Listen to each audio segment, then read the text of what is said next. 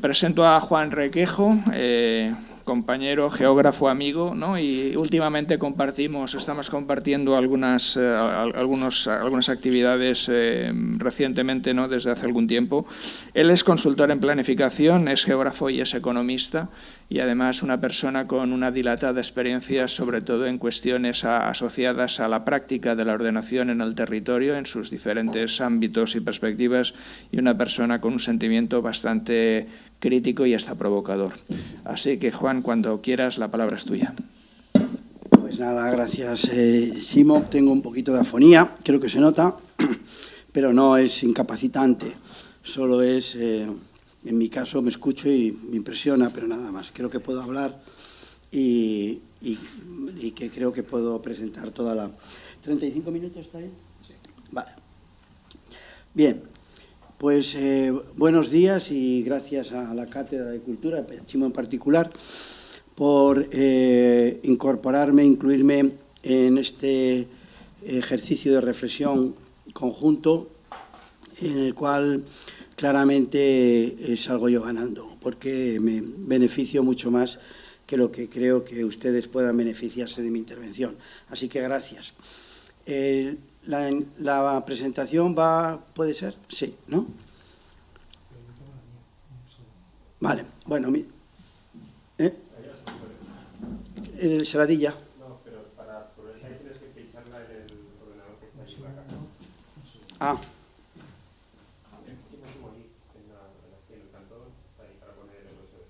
No, el USB lo tiene él. Sí,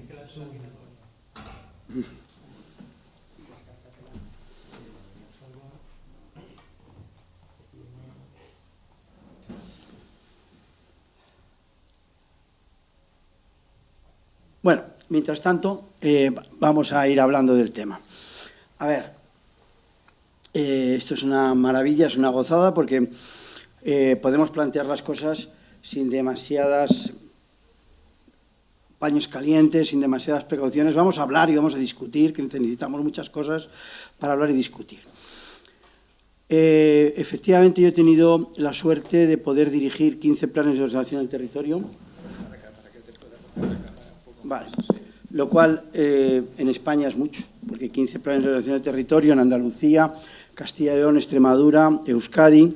Ahora mismo estoy, gracias, terminando en un territorio que tengo la huella de Domingo, porque él hizo el trabajo de paisaje en el río Jalavesa, con textos suyos, porque una cosa es que fuera tu equipo, ahí claramente hay la huella, sí, muchas gracias, la huella de tu trabajo. Y eso me ha permitido pues irme enfrentando a las preguntas, a la perplejidad, a la incertidumbre, en qué momento decimos cosas y luego en realidad no las podemos resolver. También tuve la suerte, por generosidad de quien le correspondió, de que me incorporara en un equipo de científicos para hacer la evaluación de ecosistemas del milenio de Andalucía. Y toda la gente que trabajaba conmigo, que estaban en el equipo, pues tenía unos currículos apabullantes de investigador. Y yo no, yo estoy mucho más en la reflexión de algunos conceptos, pero sobre todo de cosas que necesito construir para poder intervenir, para poder hacer, no como objeto en sí. Y me interesó mucho el tema, pero salí muy decepcionado. Muy decepcionado porque, en definitiva, la evaluación de ecosistemas del milenio es una traslación al mundo del territorio, del sistema vivo, de conceptos mecánicos, estado, presión, respuesta. Esto procede de la mecánica. Yo estudié mecánica en ingeniería. Igual que muchas cosas que hay en el urbanismo son elementos tomados de la metáfora de la mecánica, del artefacto, del instrumento, las fuerzas, el eje, la bisagra, el tal, son todo referencias que se hacen desde la ingeniería para poder entender el artefacto. De hecho, a veces hay hasta casi diría una especie de adoración al indicador, porque se parece muchísimo al conjunto de registros, de medidores que tenemos en una máquina y que sabemos que cuando no funciona miramos los registros, tocamos aquí y allá, cogemos y la máquina funciona. Pero el territorio no. El territorio no. El planeamiento urbanístico, que también he hecho bastante, sistemáticamente, que tiene muchos instrumentos parametrizados y muchísimas normas, hacemos planes, diseñamos cómo va a ser el futuro y jamás llegamos a él. Yo al principio pensaba que era culpa mía, digo, soy malísimo como planificador. Y teniendo en cuenta que mis primeros momentos profesionales fue como especialista en ajustes de modelos de simulación, con ordenadores que se encendían y se apagaban las luces, tarjetas perforadas, programando en Fortran. Pero teniendo esa formación, digo, ¿cómo es posible que no consigamos hacerlo? Y en parte tiene que ver en un planteamiento que el que yo parto, que es que ni la ciudad ni el territorio responden a una lógica de la mecánica que tanto nos subyuga, porque nos da la sensación omnipotente de que lo vamos a controlar y que lo vamos a arreglar. Son sistemas vivos, y los sistemas vivos no responden a esa lógica. No responden, por muchos indicadores que les pongamos, no responden a esa lógica. La metáfora más clara que yo tengo para explicarlo es el funcionamiento de mi perrita. Yo la tengo muy observada y sé que de repente estoy yo leyendo, está en un lado del salón y se va a otro. Yo sé que mi perrita no va a volar, lo sé seguro. Que me quemen la mano si vuela. Pero no sé en qué momento va a cambiar de sitio del salón por muchos indicadores que le ponga, porque responde a una lógica distinta. Es una lógica que tiene que ver con los sistemas autopoyéticos que describen Maturana y Varela o Niklas Luhmann, y son cosas distintas. Dicho esto, sin embargo, sí que creo, como veremos, que vamos a hablar de la formulación que en parte ya ha introducido Luis en su exposición, yo diría tan variopinta, tan completa, ¿no? Casi ha hecho un recuento de todas las formas distintas que conceptualmente se refieren al tema de sostenibilidad, y también ha hablado de los componentes de capital territorial. Voy a decir muy rápidamente las conclusiones. Chimo lo sabe, que cuando progresivamente me entusiasmo hay que echarme con una manguera, viene un señor con una manguera y me saca de aquí, y entonces ya sabiendo eso cumpliré el tiempo sabiendo que las conclusiones ya las he dicho al principio, luego me quedo tranquilo. De una manera muy rápida. Primero, en la fase actual del capitalismo el territorio está ganando peso como factor de desarrollo. Lo perdió muchísimo en el momento crítico y culminante del sistema tecnofósil, porque para mí el capitalismo es un sistema tecnofósil que en algún momento la utopía fracasadísima socialista comunista también adquirió, y que también tenía esa utopía de que iba a controlar la naturaleza hasta tal punto que el sistema tecnofósil, tecnología y combustible fósil le iba a permitir conseguir todo aquello que se planteara si éramos disponibles de recursos financieros y conocimiento tecnológico suficiente.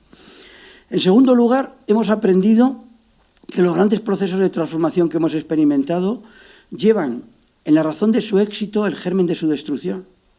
Qué curioso, porque esto es una lógica que tiene mucho que ver con el funcionamiento de los ecosistemas.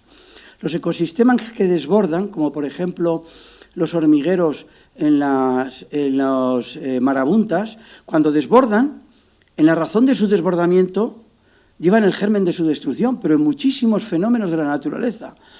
Y aquí estamos comprobando que es exactamente lo mismo. En tercer lugar, que aquello que las sociedades agrícolas tradicionales que se desarrollaron entre hace 10.000 años y el momento del surgimiento después de la revolución urbano-industrial del sistema tecnofósil, esas sociedades agrícolas sí que entendían la necesidad de contar con elementos de recuperación de los factores que garantizaban la estructura, como por ejemplo el agua, los caminos, los bosques, los elementos que aseguraban que en 2-3 ciclos no iba a desaparecer el sustento del funcionamiento, como por ejemplo la fertilidad. La fertilidad es, por definición, una variable que se agota, y hay todavía un funcionamiento de pastos, de ganadería, que permitía disponer de la boñiga, del residuo orgánico, del excremento, para recuperar la fertilidad. Luego, esos conocimientos lo perdemos cuando con el conocimiento tecnofósil separamos agricultura de ganadería, de forestal, como direcciones generales independientes, ingenierías diferentes, conocimientos diferentes, que son cosas distintas con intereses distintos. No puede ser más expresivo del enorme error que estábamos cometiendo. Esto, sin embargo, ahora necesitamos en el territorio hacer una revisión de esto. Y por eso también necesitamos hacer una revisión del reacoplamiento entre ciudad y territorio. Históricamente las sociedades agrícolas entendían, sin tener especialistas ni planificadores, yo me hubiera muerto de hambre hace 200 años, no me hubiera contratado nadie, pero sí que sabían que una ciudad, un pueblo, necesitaba entender su complejo sistema hidrológico para garantizar que el agua estaba disponible en razón suficiente, que la biomasa, que era la fuente de energía fundamental, estaba en el entorno, que había tierras fértiles con fertilidad recuperable y que todo eso iba a permitir disponer de materiales accesibles en un tiempo tal. Cuando hemos hecho para UNESCO el plan de gestión de la ciudad histórica, el acueducto, hemos hecho un análisis precioso de cómo era Segovia y por qué Segovia pudo ser como era, teniendo en cuenta el agua, la energía, los materiales, la fertilidad, la confluencia entre el Clamores y el Eresma, y cómo eso junto permitió que allí hubiera un poblamiento y cómo ese poblamiento fue adaptándose a lo largo de los siglos hasta que llega el sistema urbano industrial. Implanta el tecnofósil y Segovia se desacopla de su agua, de su energía. La energía viene de Arabia Saudita, de tal, los alimentos vienen de cualquier lugar, no sé qué, tal, y ya de repente desacoplamos. Si vamos a descarbonizarnos, si vamos a prescindir del fósil, tenemos que reacoplar ciudad y territorio. Se está reconstruyendo un modelo distinto que debe reincorporar la complejidad. Y cuando hablamos en los ecosistemas del milenio, de lo que hablábamos, no estábamos hablando de complejidad, estábamos hablando de sistemas complicados. Hablo en terminología Edgar Morin, que fue uno de mis maestros hace 47 años.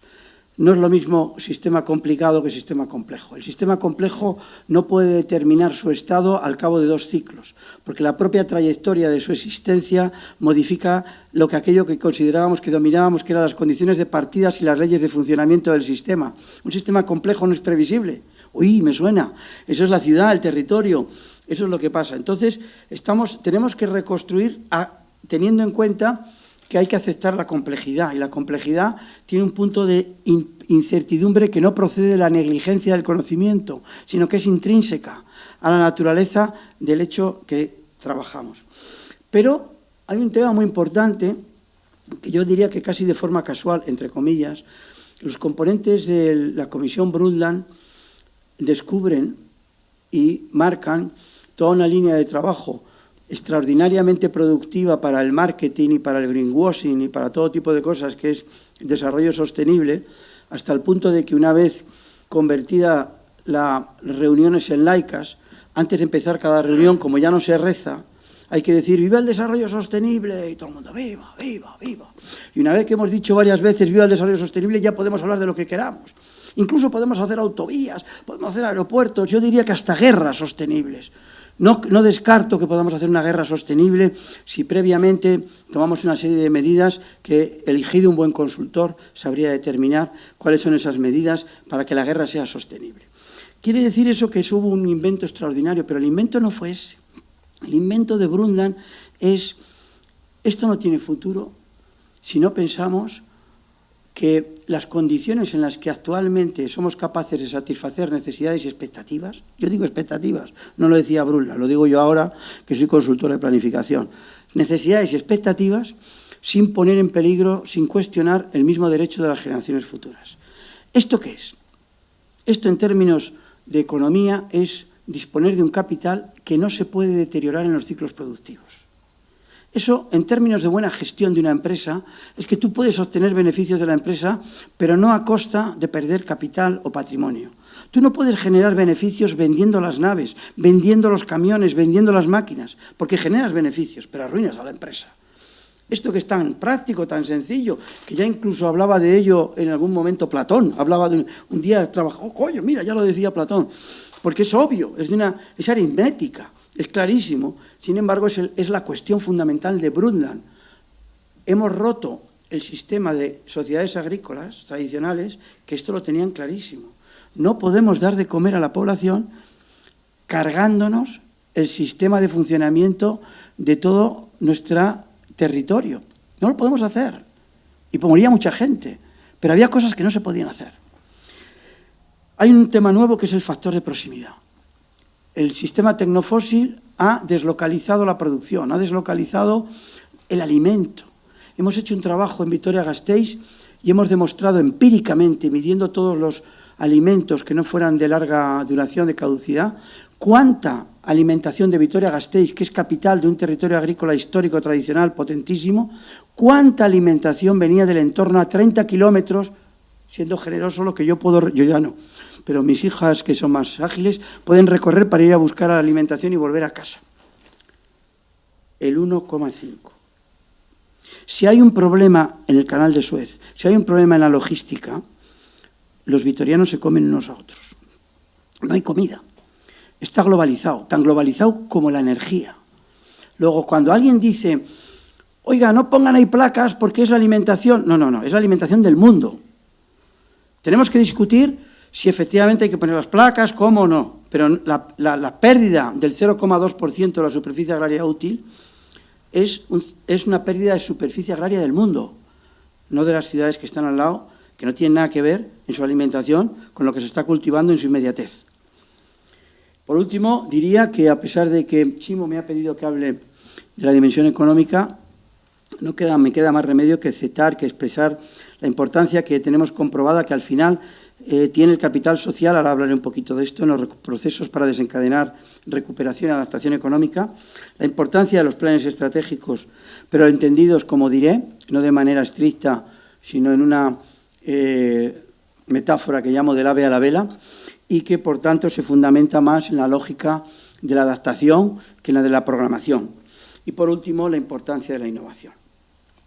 Estamos hablando de ordenación del territorio y voy a partir primero haciendo una definición de las funciones del territorio que en el momento actual ya no es el siglo XVIII y el XIX, donde un territorio tenía, por imposición de un señor que se llamaba Malthus, dijo Malthus, cada territorio tiene que mantener una población, podía o no podía, tenía capacidad de acogida, alimentos, subía, bajaba, morían, guerras, pestes.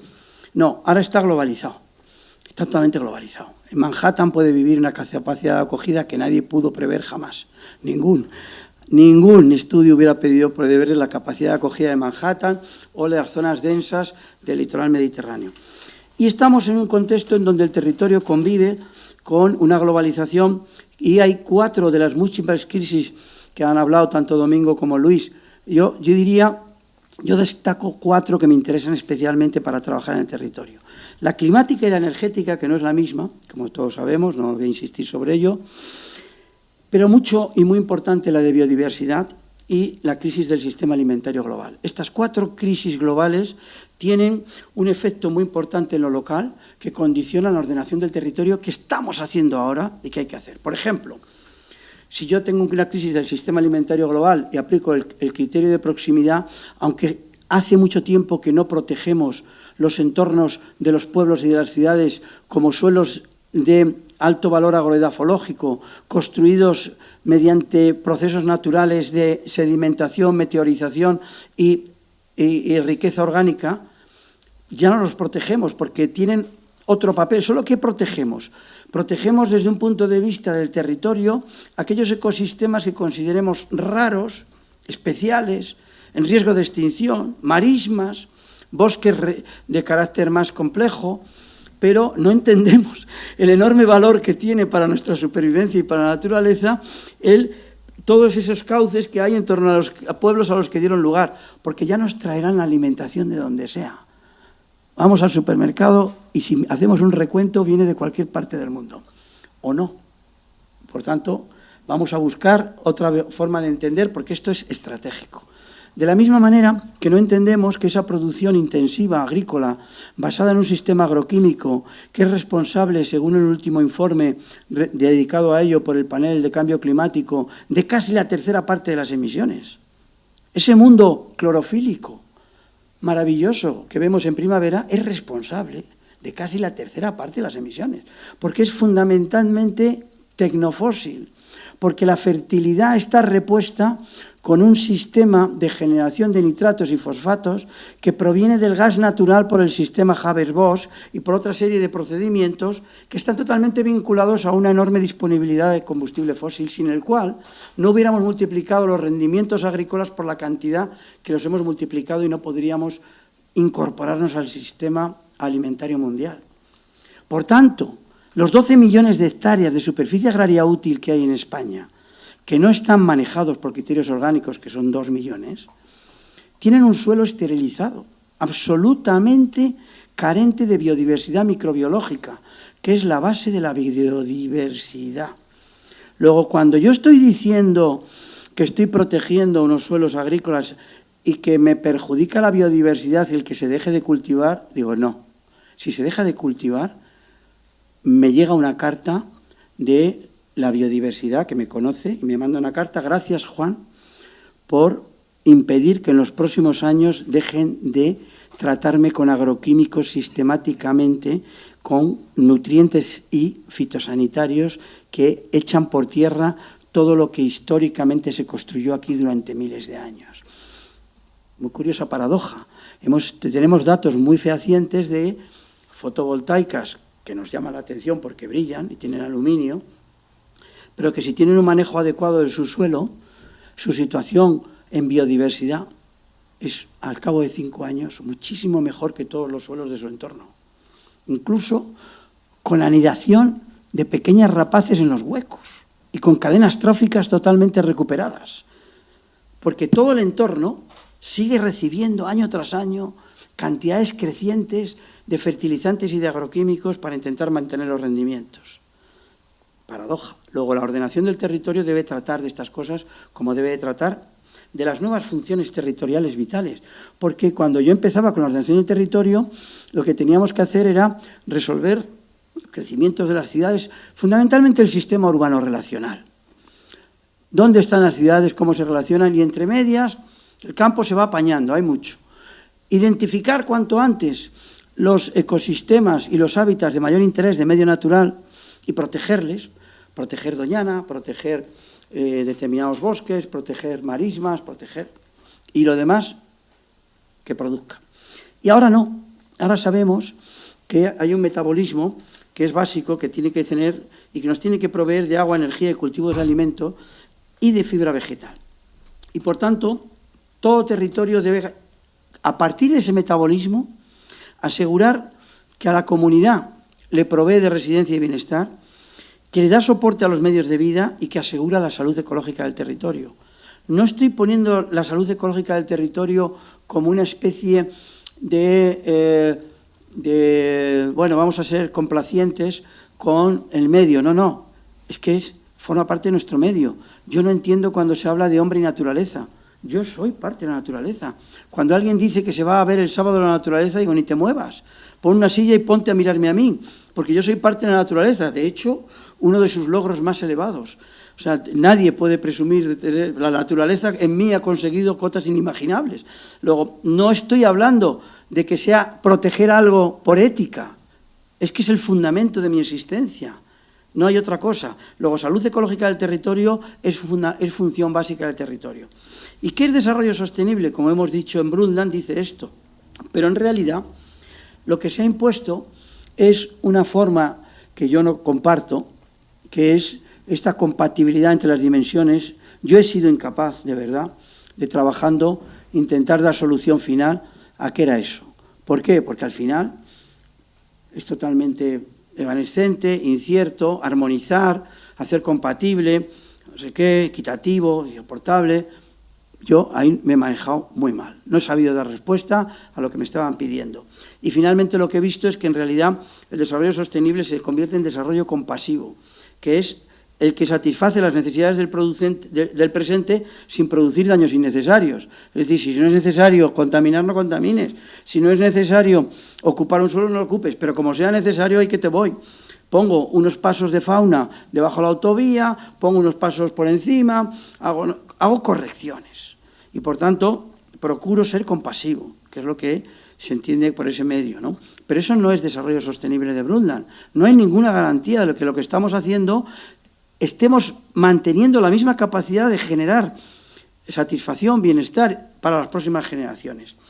¿Por qué? Pues porque, sobre todo por la ciudad, por el gran elemento de la ciudad y porque, como decía antes Domingo, él hablaba de cuando nació. Yo suelo decir que en 1800, justo antes del desarrollo del tecnofósil, había 1.000 millones de personas en el mundo. Hoy somos 8.000. Pero es que consumía por persona esos 1.000 millones 20 veces menos que los que actuales.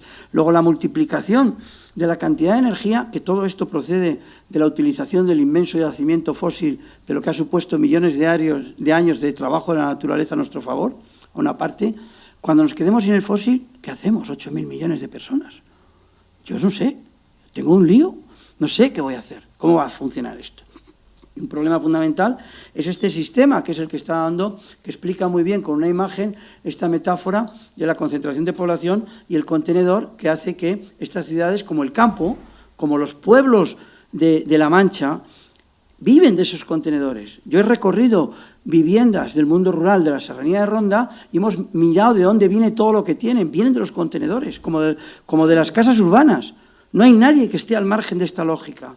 Todo viene de China, viene de donde sea y viene en contenedores. Y va a un barrio de Sevilla o va a un pequeño pueblo del Genal. Es exactamente lo mismo. Luego, todo esto es lo que va a generar toda una serie de problemas. Aterrizando en la dimensión económica, yo diría que el capital territorial acaba siendo afectado por tres grandes modelos de negocio que son predominantes. El primero son ciclos con pérdidas recurrentes. Por ejemplo, cuando utilizamos energía no renovable, ciclos de agua deficitarios, etc. El segundo, ciclos con beneficios, pero con deterioro del capital territorial. Como, por ejemplo, cuando estoy alterando equilibrios, relaciones, cuando estoy perjudicando salud ecológica del territorio, aparentemente no estoy generando déficit en el ciclo, pero estoy perjudicando la capacidad de ese territorio de volver a tener ciclos. O no es déficit, es pérdida de capital. Y el tercero es modelos basados en el riesgo. Venir a Valencia a hablar de modelos basados en el riesgo creo que es un poco cruel, perdonadme, pero es que esto lo incorporo siempre. Es que hay un tema que no tiene que ver con esto, es que si no tengo en cuenta el riesgo que corro en determinadas actuaciones, aparentemente estoy actuando correctamente, pero antes o después voy a sufrir una ruina, un quebranto. Y eso es lo que lamentablemente estamos viviendo hoy aquí y en otros lugares los próximos días y seguiremos así. ¿Y cómo se sobrevive frente a estas cosas? El sistema mundial ha encontrado dos grandes estrategias muy exitosas. Una, las economías de escala. Las placas solares que hace unos años eran inviables en España, con una fábrica que había en Málaga que producía paneles solares, cerró porque fue incapaz de competir con los precios chinos. Pero es que el precio se ha dividido por 4. Y por tanto, todo eso tiene una explicación. Hay una mejora tecnológica, pero sobre todo hay economías de escala. Hay fábricas de paneles solares en China que se pierden en el horizonte de su tamaño. Están proveyendo a todo el planeta de paneles solares. Los alemanes, después de la crisis energética que vivieron con el gas, han puesto todos sus balcones de paneles. Han metido 40.000 megavatios más que está instalado en España en paneles, en las casas, en 2 años. O sea, y todo producción china. Todo esto, evidentemente, tiene un elemento casi, diríamos, que expresa la mayor perturbación en el territorio, que es cuando alteramos las funciones territoriales básicas y construimos un proceso inmobiliario como fin en sí mismo. Y esto viene a cuento de lo que hemos vivido y estamos viviendo, todavía y viviremos durante mucho tiempo, hoy en Valencia, mañana en Cataluña y también lo viví en Euskadi, en una inundación en Baquio. Es lo mismo, proceso inmobiliario que no hace este tipo de consideraciones económicas, de riesgo, que no estoy hablando de ética, no estoy hablando de proteger gorriones y ruiseñores, estoy hablando de intereses muy profundos y donde no hay esa lectura hay unos mapas ya hechos por la Generalitat, que los he cogido ayer y que lo dicen muy claramente, si es que el conocimiento está ahí. Sin embargo, hay una prevalencia de no reconocer el riesgo de resolver el proceso inmobiliario como fin en sí mismo, y finalmente pues se produce todo este inventario de daños catastróficos, de vidas humanas, de heridos, de vidas destrozadas y de todo el daño al capital construido. Para esto nosotros trabajamos, para intentar dar respuesta a lo que teníamos que hacer, con 5 dimensiones de capital. Luis ha mencionado 4, nosotros incorporamos otra, que es la imagen. Y lo que hacemos es hacer mediciones, entre comillas, aproximativas de cada uno de ellos y ver cómo los procesos en el territorio, en qué medida afectan o no y deterioran a sus componentes. El natural creo que es más o menos claro, el construido también ha sido manejado por Luis, y termino ya. Por el humano creo que es importante diferenciarlo del social, porque hay veces que se confunde.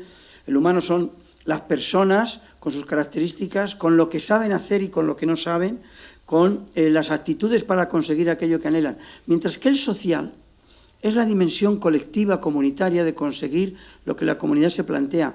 Trabajamos en muchos territorios con un capital natural extraordinario, que faltan infraestructuras, se construyen, que hay formación y se hace formación con grandes esfuerzos de determinados organismos, como algunos organismos internacionales donde hemos trabajado en América Latina, en África, y sin embargo no conseguimos casi nada. ¿Por qué? Porque el capital social está destruido, es muy bajo. En España, nuestras mejores experiencias de capital social se han dado en Euskadi. El capital social es mucho más alto que en otros sitios donde hemos trabajado. Y es la capacidad de, al final, comprometerse y construir colectivamente aquello que es decidido, debatido y asumido. Aquí aquí en Valencia no he trabajado, pero en Andalucía, Extremadura mucho, le damos muchas vueltas, construimos imágenes preciosas y ya hemos terminado. Hemos terminado. Es lo que llamamos los planes para las ruedas de prensa y generamos satisfacción evanescente. Pero hay un capital que también consideramos que es importante, que es el de imagen, y esto lo aprendimos trabajando en Doñana. Doñana tiene un capital de imagen extraordinario, fundamentalmente en Alemania. En Alemania se conoce más Doñana y lo que hace la gente de Doñana que el Serengeti. Nosotros aquí en España pones la tele y está el Serengeti casi siempre. En Alemania ponen la tele y está Doñana. Entonces Doñana es un capital de imagen extraordinario, que puede ser el fundamento de un modelo de desarrollo que sea retroalimentado, como también ha comentado Luis. Yo creo que no es circular, es helicoidal, coincido con él. No hay posibilidad de cerrar ciclos, nunca se cierran ciclos. Es una aspiración, es un modelo de referencia, pero no se cierran los ciclos. Entonces, claro, con el capital de imagen, lo que sí que podíamos plantearnos, y nos planteamos en Doñana, es salirnos de la competencia en precio de la fresa para meternos en una fresa diferente, mucho más cara, con la imagen de Doñana, pero que respetara la reposición de factores en el territorio donde se produce, cosa que no hace la fresa agroquímica actual, que consigue ese extraordinario milagro de que sea muy atractiva a la vista y no sepa absolutamente a nada. Bueno, estas son las definiciones de capital, lo hemos aplicado en diversas cosas, y esto es una imagen que explica cómo analizamos las interacciones entre componentes, ¿no? Entre identidad y territorio, entre calidad, marchamo y movilidad. Todos estos subcomponentes del capital son analizables, pero no solamente como stocks, que es lo que se hace habitualmente. Lo más complicado es las relaciones, los flujos. Y ahí tenemos una falta de información tremenda. Con todo, nuestra aspiración no es modelizar esto. Este modelo es un modelo que no es más que una herramienta ortopédica, no es la realidad, jamás es la realidad esto. Esto es un modelo ortopédico de aproximación simplificada, pero no es la realidad. La realidad es orgánica y la realidad va a estar cambiando constantemente y fastidiándonos los modelos. Nos va a estar haciendo la puñeta, porque la realidad es orgánica, es cambiante, y esto lo que nos permite es hacer aproximaciones, pero nada más.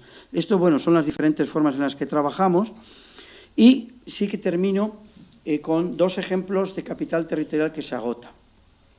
Uno es la minería metálica extractiva.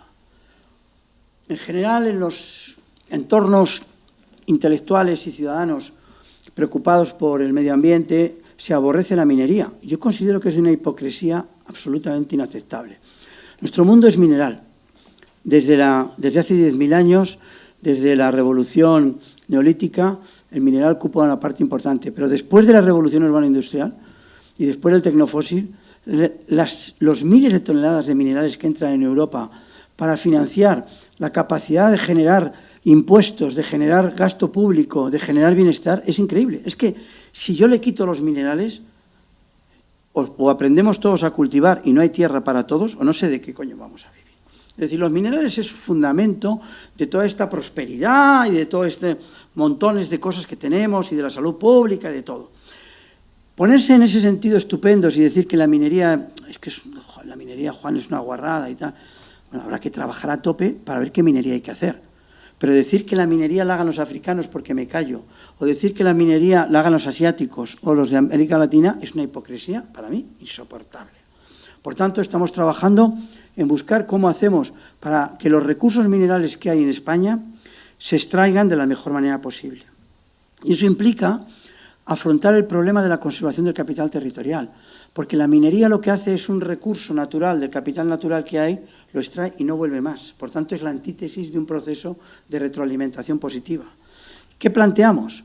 Que en términos ambientales, por supuesto, hay que aplicar los mejores procesos de ciclos retroalimentados de agua, de energía, etcétera, pero lo que pierdo, que es el recurso, ¿qué hago? Y lo que hemos planteado, gracias, ya me lo había dicho Chimo, que es que, ya termino 2 minutos, lo que planteamos es que la misma empresa minera que hace la extractiva, desde que empieza a trabajar en la mina, tiene que hacer un plan de fomento e implantación de un modelo de funcionamiento, de desarrollo territorial endógeno al margen de la mina, basado en formas de utilización de los recursos territoriales que espontáneamente no han sido capaces de hacer en los últimos años las comunidades rurales. Porque cada vez que hacemos un trabajo de medio rural, todos decimos, ¡oh, qué maravilla! ¡Cuántos recursos! Esto es una genial, ¿cómo es que no habéis hecho esto y tal? Pero nunca sale. Las razones por las que no sale me extendería, pero no ahora. Y como no sale, le decimos a la mina, ocúpate tú. No le des dinero a la administración, ocúpate tú.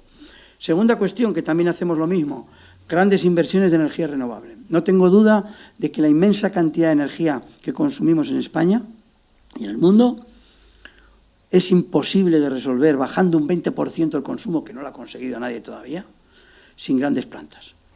Con las placas en los tejados y con el autoconsumo, en el mejor de los casos, cubro el 10% del consumo eléctrico actual. Cuando yo le meta los coches de combustión y los meta en eléctrico, ni te cuento. Cuando electrifique determinadas industrias como la valenciana, y ya no hablo de la cerámica que tiene altas temperaturas, habría que buscar otra solución, etcétera, ni te cuento.